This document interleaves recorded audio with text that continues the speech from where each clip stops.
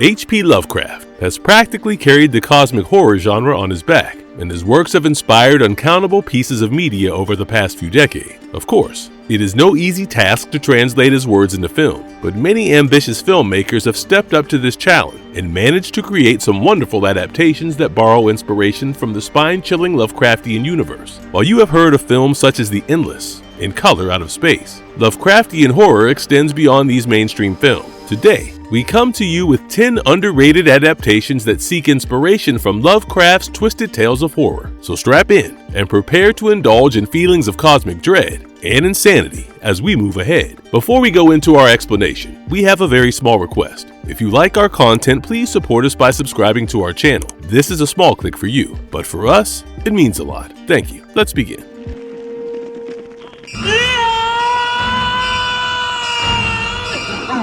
Reanimator, 1985. Directed by Stuart Gordon, Reanimator was loosely inspired by the 1922 novelette titled Herbert West Reanimator, a book that Lovecraft himself declares to be one of his least favorites. However, the movie has quite a gripping plot, and it follows the life of a medical student named Herbert West, who develops an intense obsession with defeating death. As the plot moves further, Herbert starts experimenting with a reagent capable of reviving the dead, and he soon transfers to Miskatonic University, where he realizes that this reagent has some devastating effects. As he sought a way out of this mess, Herbert paired up with a medical student named Daniel Kane, who was equally, if not more, invested in the idea of conducting reckless experiments if it meant they could find a way to overcome death. Reanimator perfectly fits the cosmic horror genre, owing to the fact that the characters stumble upon devastating secrets and knowledge about the workings of the universe. While it may not be one of Lovecraft's favorite works, Reanimator explores themes of moral dilemmas against a gory background, and fans especially love how well the movie combines horror and dark humor. You are evolving into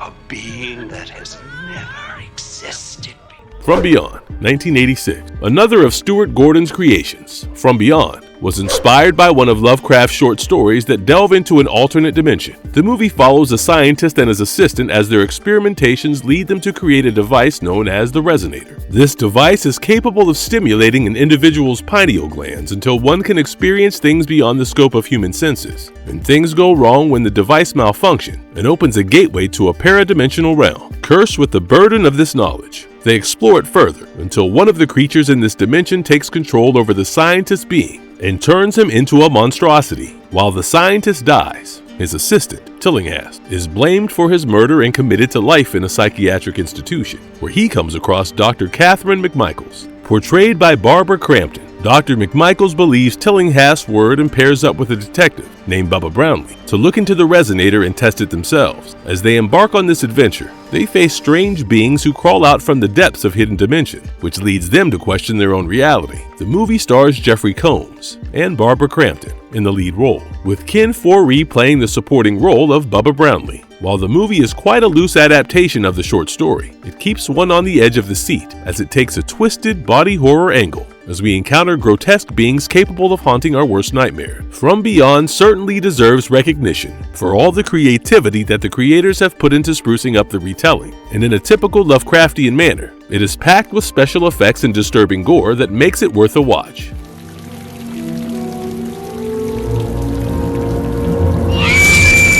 Dagon, 2001. Stuart Gordon certainly has a passion for Lovecraftian horror, and Dagon is another one of his works inspired by the classic novella, The Shadow over Innsmouth. It sets an atmosphere of dread right from the first scene, wherein our main leads, Paul and Barbara, find themselves stuck in the middle of a sea storm off the coast of Spain. As they finally wash ashore in a small fishing village called Imboca, they realize something sinister is happening in this strange village where the locals seem to be worshipping an ancient sea deity, Dagon. As things progress, the local villagers reveal their true forms as inhumane beings who had ended up breeding with Dagon ages ago to turn into human/fish hybrids. If this wasn't enough, these villagers seemingly sacrifice anyone unfortunate enough to stumble across their island, and things take a dark turn for Paul and Barbara. While Dagon was a low-budget film, it delivered high-quality content and had an enriching plot that explored themes of existential dread and cosmic horror. As Paul stumbles across otherworldly horrors and malevolent forces, we see some gruesome images while he fights for his life to make it out of the trenches. The movie is also worth a watch if you're familiar with Lovecraftian lore, as it has many subtle connections to Lovecraft's Cthulhu mythos, among other works.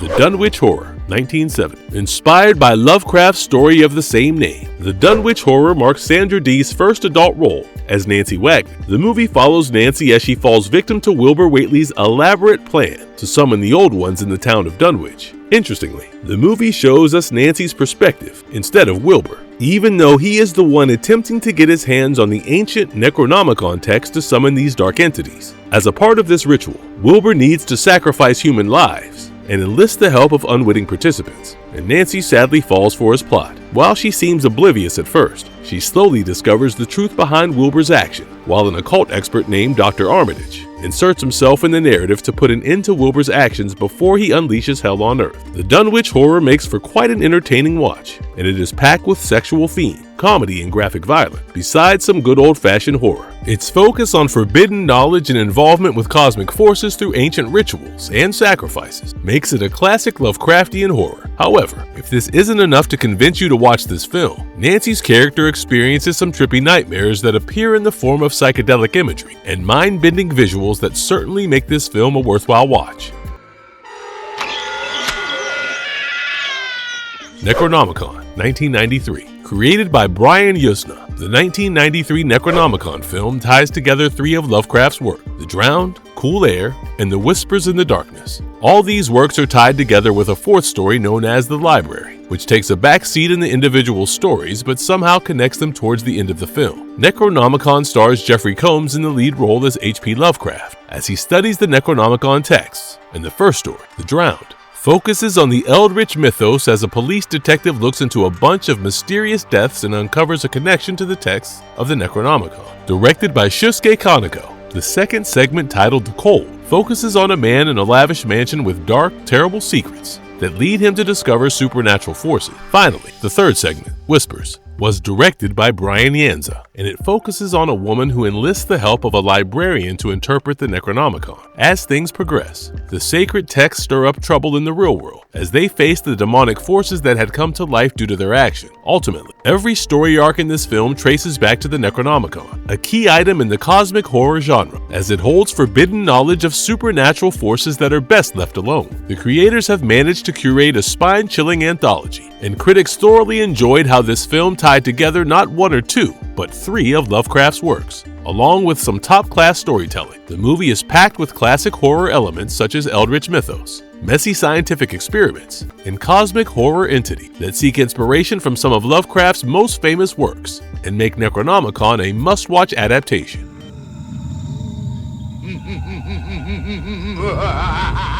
Bride of Reanimator, 1990. Set in the aftermath of the events of Reanimator, Bride of Reanimator focuses on Herbert West and Dan Kane's adventures after they stir up trouble at Miskatonic University. Somehow, they get away scot-free and settle down in Peru, where they work as medics and find enough opportunities to experiment on bodies. However, they soon return to Massachusetts and start working as doctors at the Miskatonic University Hospital, where Herbert stumbles across another secret of the universe. This time around, Herbert starts reanimating body parts and then uses Kane's dead fiance's heart as one of the pieces to create the perfect woman. While Kane is hesitant at first, he does wish to bring his fiancée back to life, and this bride of the Reanimator soon takes over their lives after the duo stitches up various corpses' body parts to create her. At this point, the plot revolves around a love triangle as Kane starts dating a journalist from Peru, while his fiancée returns to life as an undead monster and seethes with jealousy over Kane's new fling. Bride of Reanimator is packed with some of the most interesting plot twists, and many characters from the original film appear to exact their revenge on Herbert or Kane. While there is a lot going on, the movie doesn't lose its grip on the Lovecraftian horror angle and makes for a whole lot of fun that leaves the audience quite entertained. The movie was directed by Brian Yuzna, and it was an adaptation of Lovecraft stories, such as The Horror from the Shadows and The Tomb Legions. It mostly explores themes such as return from the dead, morality, and the extent to which one must tamper with the natural order of the universe, along with a touch of body horror and gore that makes it one of the more faithful Lovecraft adaptations.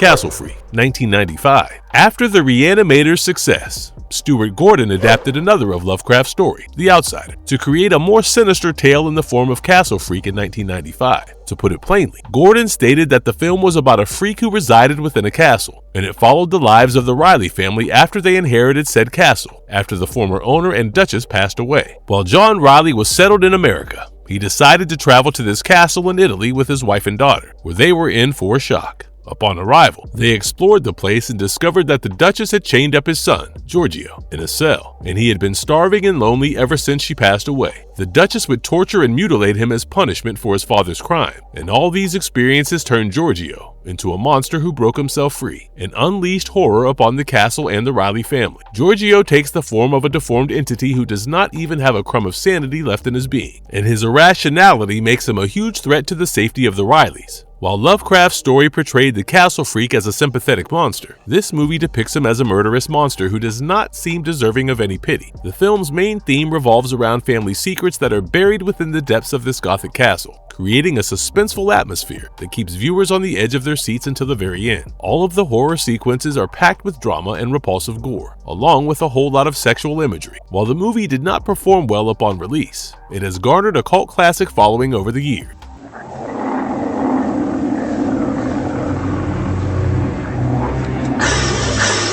The Unnamable, 1988, directed by Jean-Paul Wallet. The Unnamable is based on Lovecraft's short story by the same name, or rather, The Unnamable. As the title suggests, the movie revolves around a monster so demonic that she could not even be named. While it was based on the same premise as the short story, the filmmakers added some elements of their own and introduced a group of university students who question the nature of true fear. In their endeavors to chase true fear, these students decide to spend a night at the haunted Winthrop house, where they come across the unnamable monster, Alida Winthrop. Quite interestingly, this monster does seem to have a name, but her demonic nature caused her parents such immense shame that they only called her the Unnamable. Over time, Alida grew quite restless and finally embraced her evil form by murdering her father and then spending the rest of her life haunting the Winthrop house. The Unnamable has quite a gripping plot, but it is best known for its spooky setting in a rundown house that seems to hide secrets in every nook and corner. The demon is also kept hidden for the most part, and she lingers in the shadows and only appears in the form of silhouette outlines until the grand reveal at the film's climax. The film receives some criticism for its focus on the monster, but the entire story revolves around this character, and The Unnamable is certainly a breath of fresh air among other Lovecraftian adaptations.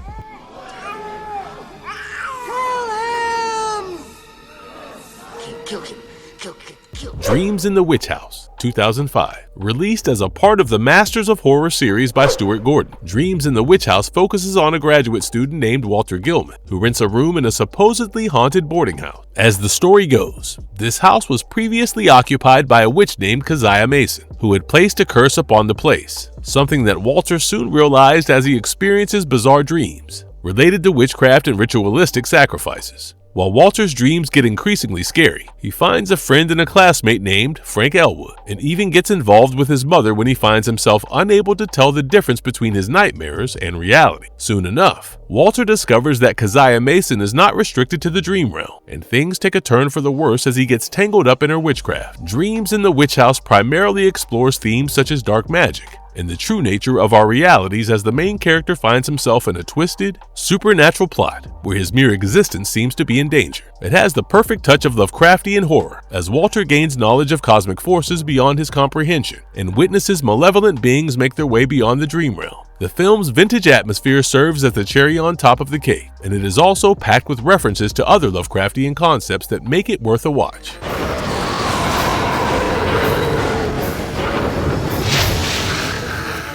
Lurking Fear, 1994. Known as one of the best adaptations of a Lovecraftian story, The Lurking Fear follows the life of John Martens, a newly released prisoner with a family legacy of committing crimes. While John steps out of jail, he intends to leave this life of crime behind, but things take a turn as he stumbles across a family friend who convinces him to break the law one last time before turning a fresh leaf. As the film progresses, we learn that his final task is to dig up an old grave to find a hidden fortune, but he had no idea that one of his father's former acquaintances was determined to get his hands on this treasure. While this associate refused to let anything get in his way, John already had enough trouble dished out for him, but these troubles only seemed to increase manifold as he learned that the graveyard is a battleground for all forms of spirits. As it turns out, the cemetery was home to a bunch of murdered souls who had reanimated and returned to life as mutated monsters in an experiment gone wrong. As these corpses craved human flesh, the townsfolk managed to seal the graveyard, but Martense's arrival at the place sets off a new wave of attacks, as these flesh-hungry beings prepared to wreak havoc on the town once again. Lurking Fear is quite a classic when it comes to horror movies, and it serves as a perfect blend of action, horror, and supernatural elements, as these corpses come to life and pose a threat to humanity. As the film progresses, the Lovecraftian inspiration is quite evident as we touch upon themes such as forbidden knowledge and the consequences of venturing into the unknown. The Lurking Fear creates quite a sinister environment, and it is bound to keep you on the edge of your seats until the very last sequence.